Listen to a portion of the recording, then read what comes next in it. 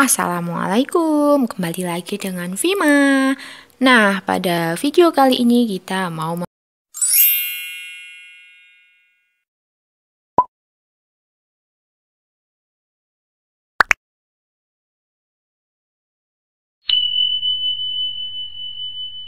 membahas mengenai bunyi dalam kehidupan sehari-hari. Ini adalah materi kelas 8 semester 2 ya.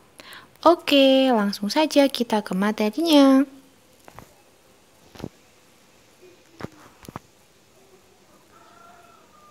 Bunyi merupakan gelombang longitudinal yang merambatkan energi gelombang di udara sampai terdengar oleh reseptor pendengar. Bunyi ditimbulkan oleh benda-benda yang bergetar. Bunyi garpu tala menuju telinga dihantarkan oleh rapatan dan regangan partikel-partikel udara. Pada waktu bunyi keluar dari garpu tala, langsung akan menumbuk molekul udara.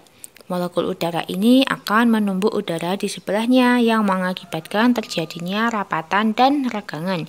Demikian seterusnya sampai ke telinga ya.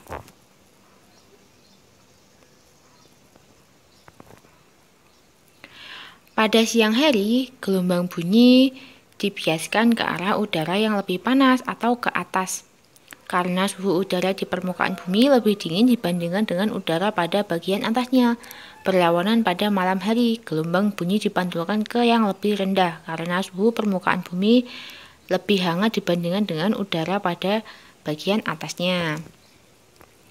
Selain dipengaruhi oleh suhu, cepat rambat bunyi di udara juga dipengaruhi oleh jenis medium. Berdasarkan frekuensinya, bunyi dibagi menjadi 3, yaitu infrasonik, audiosonik, dan ultrasonik. Bunyi infrasonik memiliki frekuensi kurang dari 200 Hz. Bunyi infrasonik hanya mampu didengar oleh hewan-hewan tertentu seperti jangkrik dan anjing. Bunyi yang memiliki frekuensi 20-2000 Hz disebut audiosonik. Manusia dapat mendengar bunyi hanya karena pada kisaran ini. Bunyi dengan frekuensi di atas 20.000 Hz disebut ultrasonik. Yang kelelawar, lumba-lumba, dan anjing adalah contoh hewan yang dapat mendengar bunyi ultrasonik. Ini ya, dilihat pada tabel. Selanjutnya karakteristik bunyi. Tinggi, rendah, dan kuat, lemah bunyi.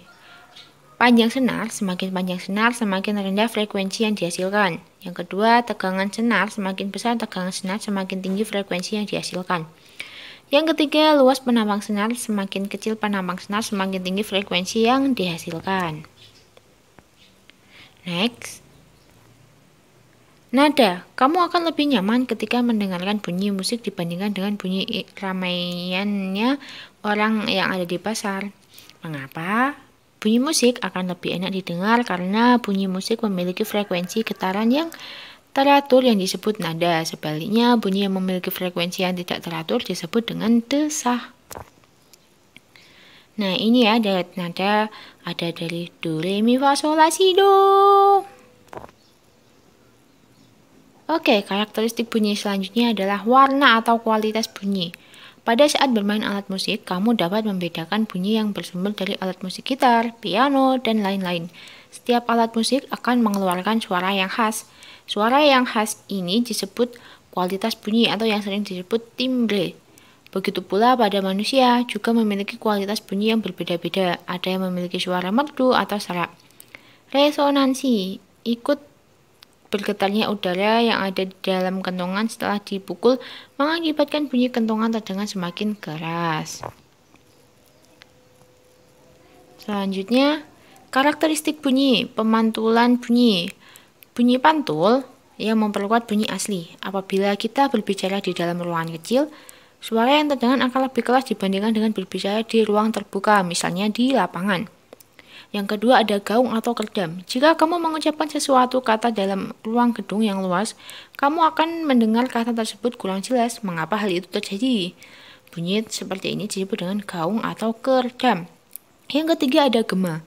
Apabila kamu berteriak di lereng gunung atau lapangan terbuka, maka kamu akan mendengar bunyi pantul yang persis sama seperti bunyi asli dan akan terdengar setelah bunyi asli. Next, ultrasonografi atau USG.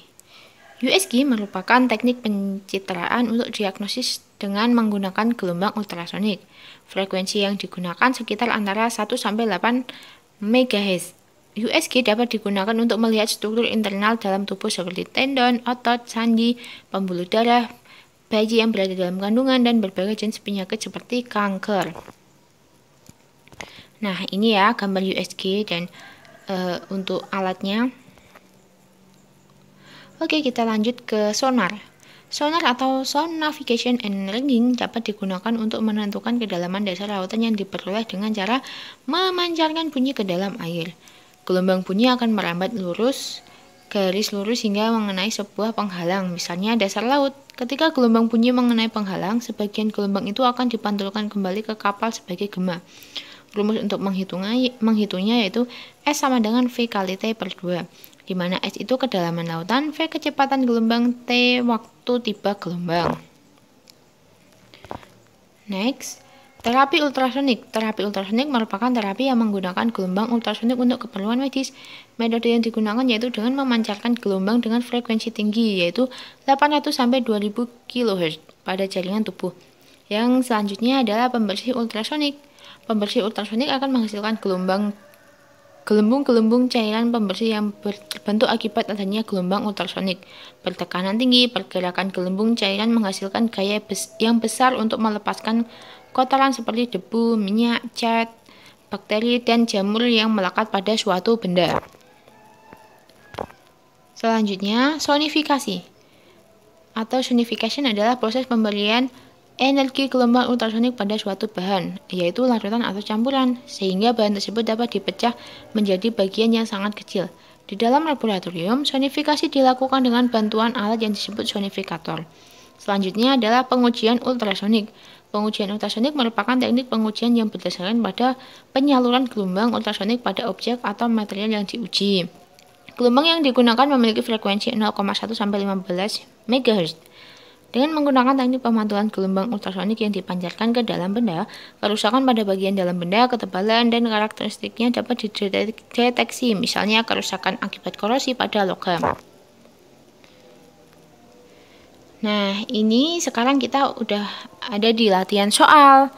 Silahkan dikerjakan ya, nanti jawabannya ditulis di kolom komentar.